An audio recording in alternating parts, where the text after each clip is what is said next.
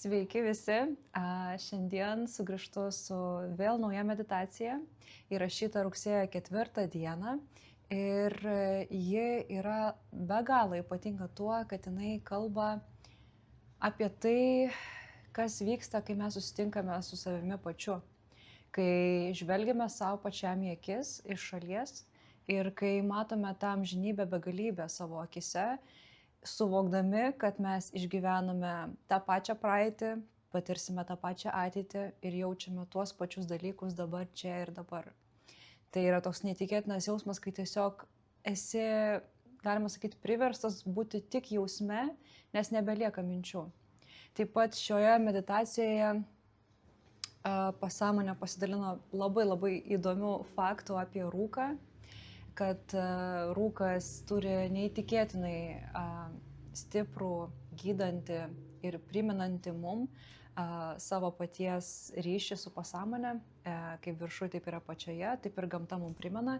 Tai galėsite išgirsti, ką tai reiškia, kokia rūko prasmė, kaip rūką išnaudoti pilnai ir susijungti su savo paties teta būsenos aspektais, kuomet mes tiesiog atsipalaiduojame ir jaučiame savo paties vidų. Meditacijos akmuo, pirmą kartą, su kuriuo meditavau įrašant meditaciją, tai yra rodonitas. Tai yra mano turbūt pats mėgstamiausias akmuo, nes jisai skleidžia tokią be galo švelnę, labai šiltą, tokią apgaubiančią meilę. Jinai tokia tūrinė.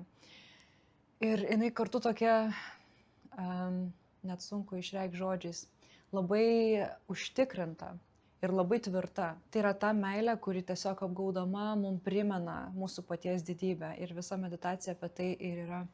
Tai linkiu labai malonaus klausimo ir susitiksime vėl netrukus.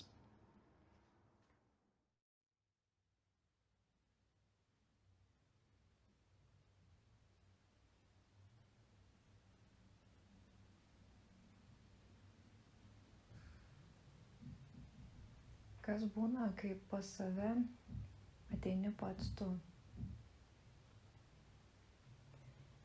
Kai svečias, kurio sulaukiai, esi tu pats.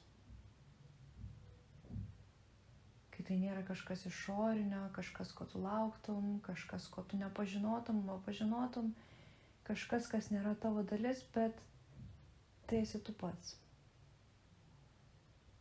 Tu pats savo apsireiški ir pats save sutinki. Koks jausmas sutikti save patį, matyti ne vien tik savo kūno išvaizdą, atspindį, vaizdą. O koks jausmas yra save pajausti kaip jausmą. Susitikti su savim pačiu ir jausti savo paties jausmą ir energiją.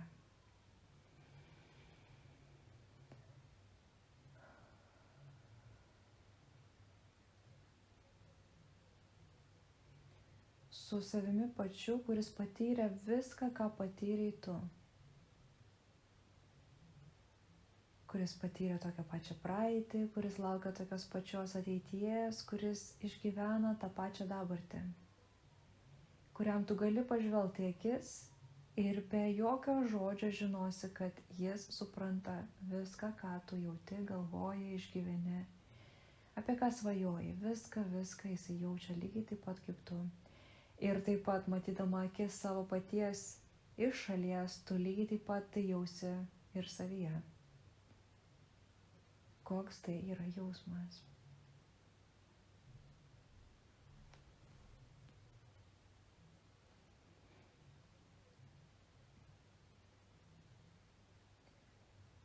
Akimirka, kai nereikia nieko aiškinti, kai viskas tampa taip aišku, kad tiesiog nelieka aplinkos, lieka tik objektas, į kurį tu žiūri, į kurį tu jauti, lieki tu pats su savimi. Nelieka jokios aplinkos, lieka tik pati esmė, pats jausmas, pats krislas visos prasmės ir visa tiesa.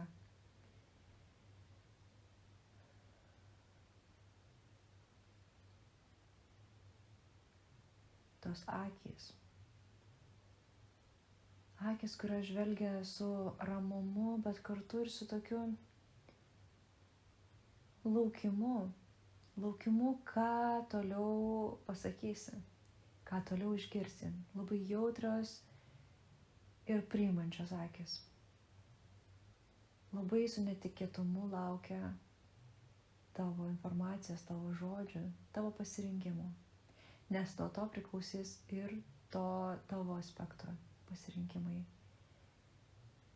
Šokis. Tai yra nuostabus jausmas, kai gali susitikti su savim pačiu ir tiesiog pabūti šioje akimirkoje. Prieš tariant žodį, tiesiog pabūti, stebėti savo veidą. Stebėti veidą ir jausti, kaip jisai virsta šviesa, jisai raibuliuoja, spindi, švyti. Kaip kitas jūs kvėpuoja. Kaip krūtinė pakyla ir nusileidžia įkvėpus oro. Kaip kitas jūs tiesiog gyvena. Kaip kitas jūs mąsto. Kaip kitas jūs žvelgia į jūs.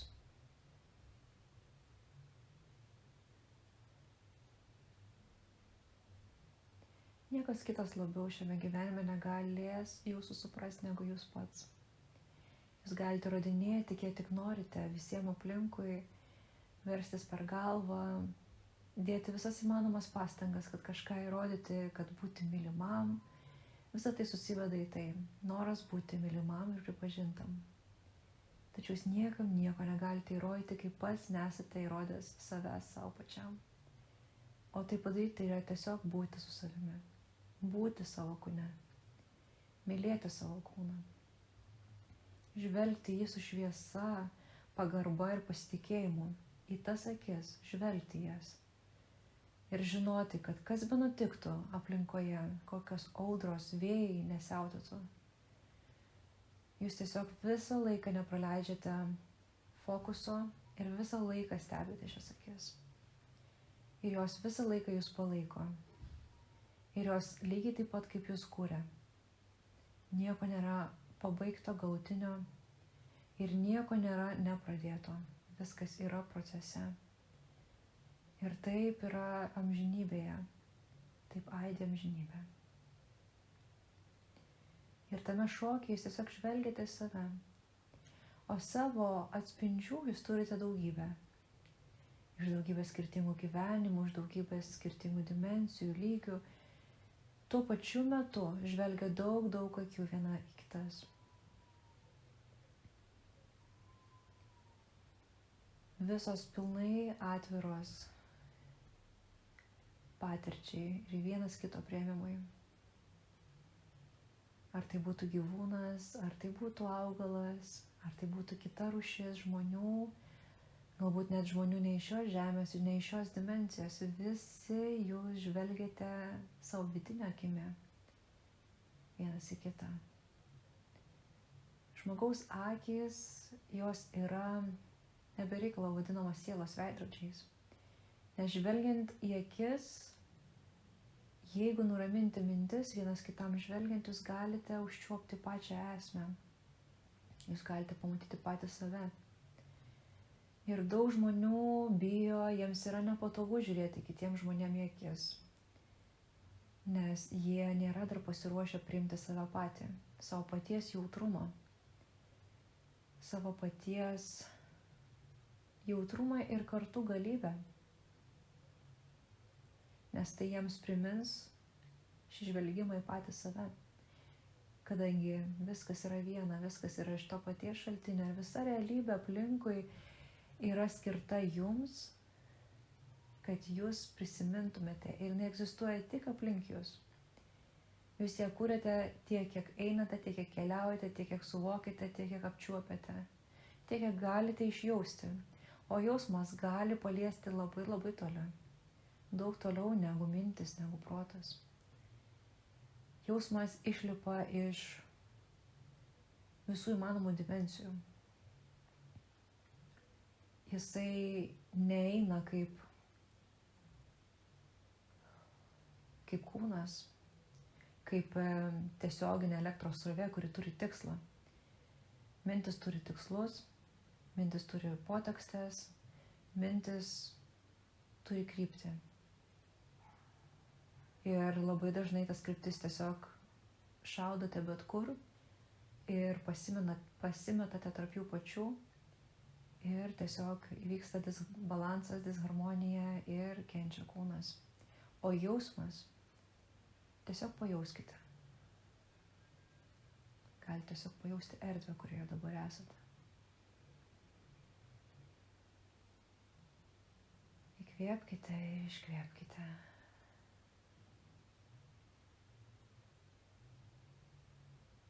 Įkvėpkite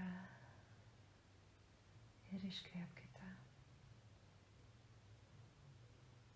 Ir jauskite, kaip visas kūnas jaučia. Šis jausmas neina vien iš galvos, jisai iš jūsų centro, iš jūsų bendros ašies.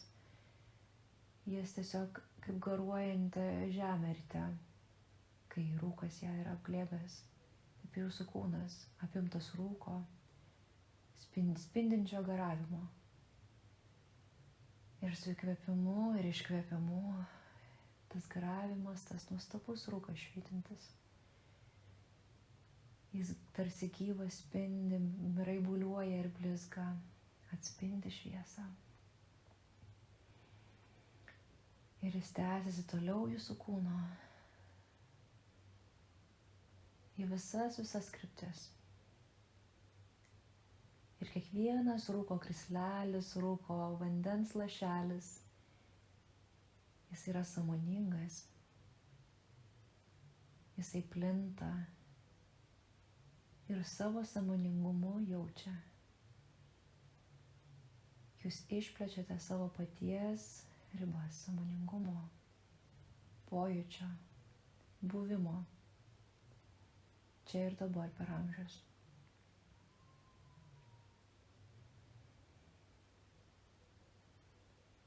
Ir tą jausmą jūs galite įkvėpti tą rūką vėl atgal. Pasisemti šią šviesą, jausti, kaip visas kūnas ją pradeda užsipildyti. Toks nuostabus, raminantis, vaikinantis jausmas. Ir iškvėpus vėl pasiunčiate rūką tolin jausti. Siunčiate į visas kryptis.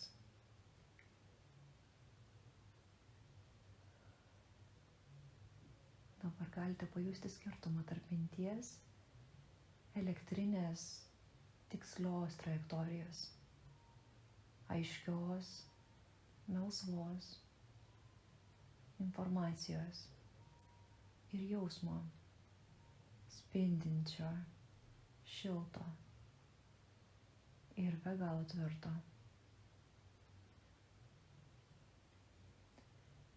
Abu šie lytėjimai, jausmai ir kartu protas yra labai naudingi ir įdomus, žaidžiant žmogaus patirtį. Vienas leidžia funkcionuoti fiziniai realybei, kurti, įžeminti savo energiją. Kaip žaibas, kuris trenkia į žemę, jisai įžemina tą elektrą, tą energijos srautą ją pakrauna. Visa žemė tarsi nusipurto. Taip ir jūsų kūnas nuo minties, jisai įsižiebia, jisai nusipurto, jis įgauna energijos įsižeminti ir tą mintį įgyvendinti. Įgauna jėgų, įgauna būdą, kaip tai padaryti. O jausmas tą mintį gali palaikyti, tas jausmas gali tą mintį praturtinti, ją išplėsti daugiau už šios žemės ribų, už materialaus pasaulio ribų. Jisai persmelkęs, jisai kaip šviesa, kaip energija, kurios neįmanoma niekaip suformuoti jokią formą. Jos kryptis yra į visas pusės. Ir į tas pusės, kurias netgi dar negalite proto priepti. Ne tik aukštyn, žemyn, į priekį, atgal, į dešinę, į kairę, apsisukimu. O dar visose kitose kryptise tarp jų ir visas tas kryptis apglėbus ir apėmus, fraktališkai atsikartojant ir dar sukuriant aplink naujas kryptis. Amžinai. Ir jausmas taip keliauti gali laiku. Jausmas taip gali keliauti pirmyn, atgal ir sujungti visus jūsų aspektus į vieną čia ir dabar. Grąžinti atmintį. Atmintis ir yra jausmas.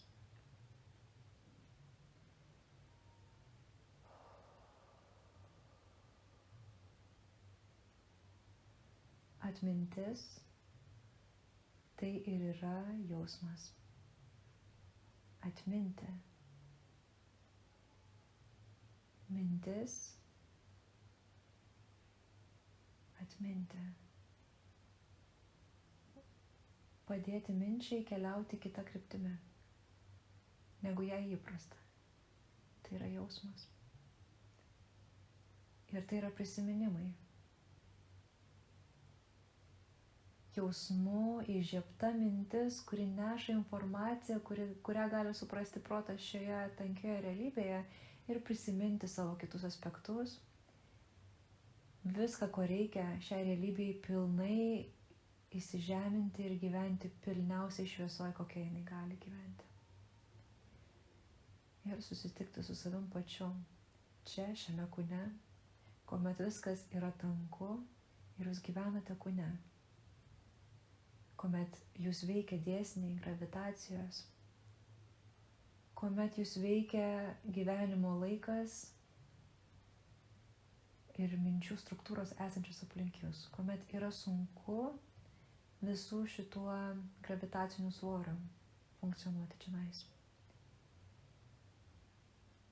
Jūs galite susitikti su savimi ir vis tiek mėgauti šią realybę.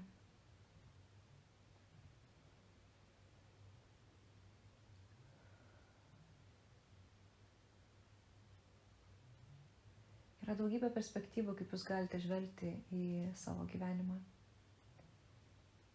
Ir tai priklauso nuo minčių struktūrų ir nuo minčių švaros ir nuo sąveikos jūsų jausmais.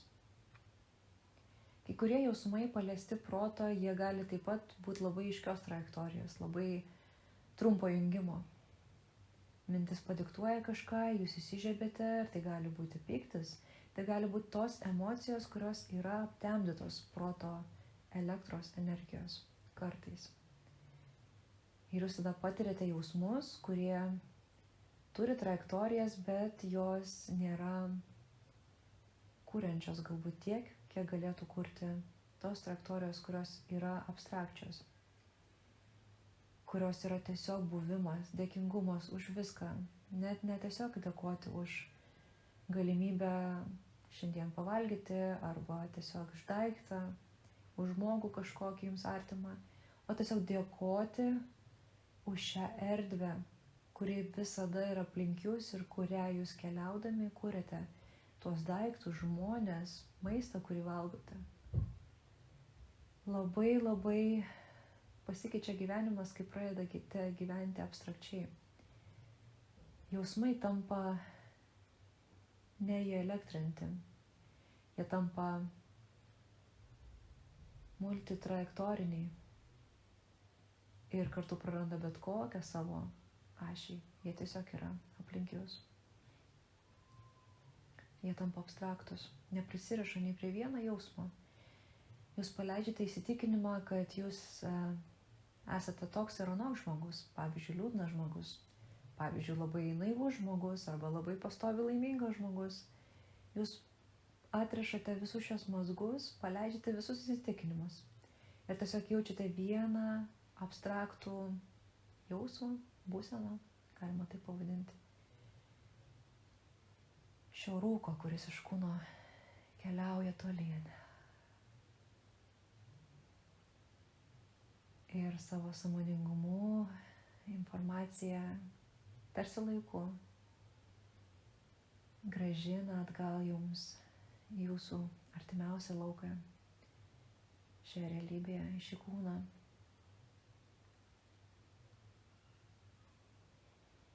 Tokiu būdu jūs neapleidžiate savo kūno, įsižeminate į jį, bet kartu ir prisijungiate prie savo paties platesnių aspektų, to žinojimo, tų akių į kurias galite pažvelgti ir matyti savo visą esmę, visą visatą. Pamatyti savo akių spalvą, kurios neįmanoma įvertinti, pavadinti, kur yra tokia, kur tiesiog neįmanoma apibūdinti. Jūs galite sakyti žalia, galbūt melsvai žalia, o gal pilkai melsva, bet kartu ir šilumos nemažai, labai sunku įvertinti. Tai čia ta būsena, kuomet leiskit tiesiog jausti ir patirti tą spalvą. Ir nėra teisingo atsakymo. Nėra ir neteisingo atsakymo. Nes viskas yra kuriama vienu metu. Kuriama dabar. Ir jeigu visa amžinybė yra kuriama dabar, čia, ar gali būti tikri galutiniai atsakymai? Tai yra paradoksas, kai realybėje gyventas su tiesioginiam elektriniam mintimis, kurios yra apgaubtos amžino čia ir dabar jausmo. Tai kaip energetinis sfera, energetinė, arba nežinau, kai būna sfera, kurioje tiesiog matote, kaip verda, kaip kažkoks dūmas, energija, jinai tiesiog raibuliuoja viduje, juda, kaip vandenynas susikaupęs toje sferoje. Jūs tą sferą laikote rankoje ir jūs ją stebite. Ji be galo jums įdomi. Laikote rankoje, jūs jaučiate gyvybę, jūs jaučiate nepaaiškinamą jausmą, lygiai tokį patį kaip tas rūkas. Tai tas vandenynas, tas rūkas viduj, tos bangos, besikeičianti energija yra minčių. Minčių kūnas realybėje. O ją gaubtas yra visumo jausmų. Ir jūs laikote šį apskritimą tokiu būdu, suvokdami tai, kad jūs esate net irgi už to. Ir jūs sėdite vėl erdvėje, vadinasi, tai tiesiog fraktališkai keliauja amžinybė. Ir visi jūsų aspektai yra be galo susidomėję vieni kitu. Savęs stebėjimu. Savęs žavėjimuose. Meilė savo. Tokią besąlyginę meilę, kad gali priimti bet kokį sprendimą, nes tai tiesiog žavi ir stebina, kas bus toliau. Nėra menkiausios baimės, kad bus kažkokia klaida, kad kažkaip pasielgsime ne taip. Nes kiekviena fraktalinė dalis priklauso viena nuo kitos ir viena kitą kuria savo stebėjimu. Nes ir stebėjimas jis yra energijos padavimas. Tai amžinas šokis tarp minčių ir jausmo. Vienas patirtis, kurios turi mažiau atminties, jos turi daugiau minties. O kitos patirtis turi daugiau atminties, todėl mažiau minties. Ir joms įdomu viena kitą stebėti.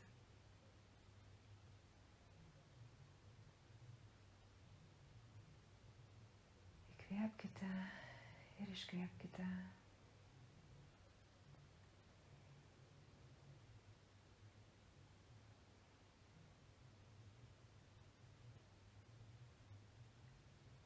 Visas kūnas, gebėdamas jausti, jaučia, kaip jisai vibruoja.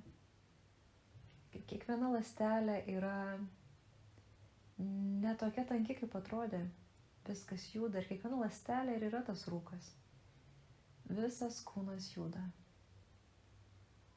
Kiekviena struktūra juda. Tai yra amžinas judėjimas be krypties. Kūnas galvoja, kad jisai turi kryptį. Turi kažkokį tikslą. Kai tikslas yra tiesiog būti šiame rūke.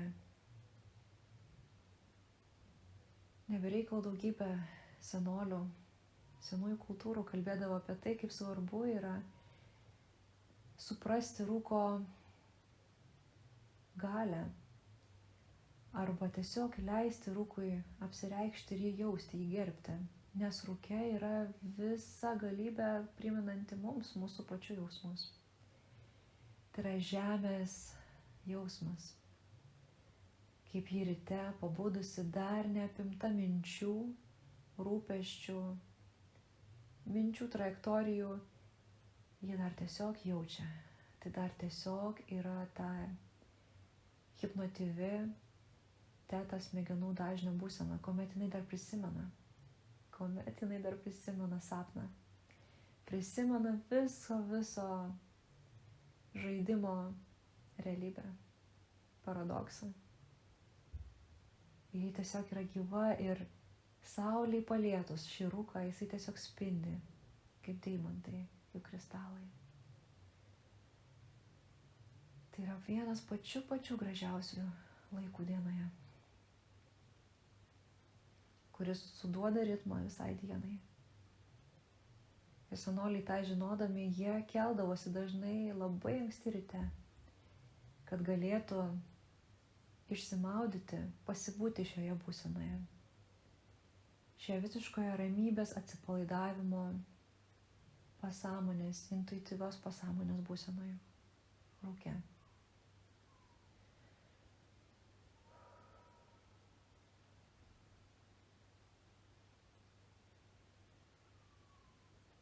Tokia pati būsena jos realybės, dualybės dalis yra ir vakare, kuomet mes jau pėdomis galime užčiuopti rasą žolėje.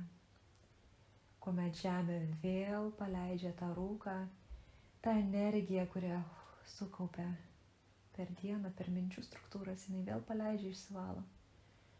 Ir tai yra apsivalymo laikas, kuomet jūs tiesiog su žeme galite paleisti, ko nereikia.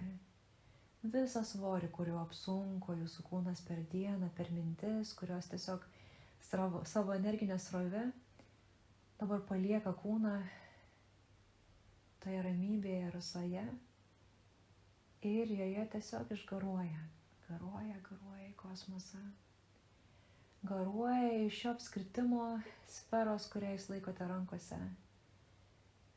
Ašis ir tiesiog šviesa pranyksta, išeina, susilieja su visa erdvės esančios už sferą dalimi. Ir tai vyksta amžinybėje. Kaip sakoma, kai viršuj, taip ir apačioje. Kai viduj, taip ir išorėje. Visa realybė yra sukurta tam, kad jum pačiam priminti apie jūsų pačių esmę, kad jūs nepamirštumėt. Būkite daugiau gamtoj. Gyvenkite su gamtos ciklais. Netgi mieste galima pajausti ryto gaivą. Netgi mieste galima užuosti, pajausti vakaro gaivą. Labai svarbu šias akimirkas pajausti, nes tai jums primins apie jausmo galią. Rūko negalima išmąstyti, nes per rūką net ir sunkiai matosi, sunkiai gali protas mąstyti tuo metu, nes formos tampa abstrakčios. Jūs tiesiog įkvepiate tos drėgmės, įkvepiate šviesos, įkvepiate ryto tiesiog energijos ir tai automatiškai tampa jausmu. Todėl rūkas, rasa yra tokia gerbtina ir tokia stipri galia priminti. O saulė dienos metu, jinai yra minties aiškumas.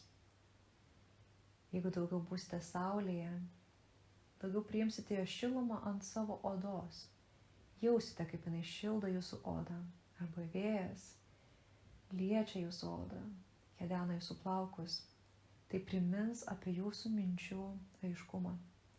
Kaip tiksliai mąstyti dieną, taip, kad mintis būtų kūrenčios, kad jos būtų abstrakčios, bet kartu ir labai tikslios ir nenukreivuotų ten, kur nereikia tam, kad galėtumėte sukurti savo dieną tokią nuostabią, kokią svajojate nuo pat ryto iki pat vakaro patirti. Kiekvienas gamtos ciklas, jisai primena jums apie minčių ir jausmų šokį.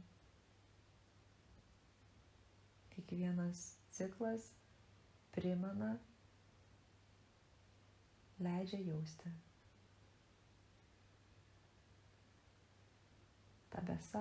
tą besąlygišką meilę, abstrakčią meilę.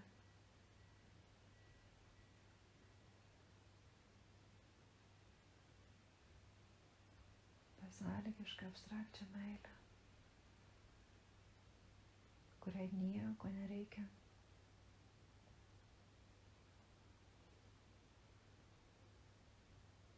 Kuri pilnai jaučia save. Ir atrodo, tam jautimui nėra pabaigos, tai amžinas jausmas. Negalutinis, visą laiką plevėsuojantis, banguojantis. Pilnas energijos jautimas. Šiame kūne ir už šio kūno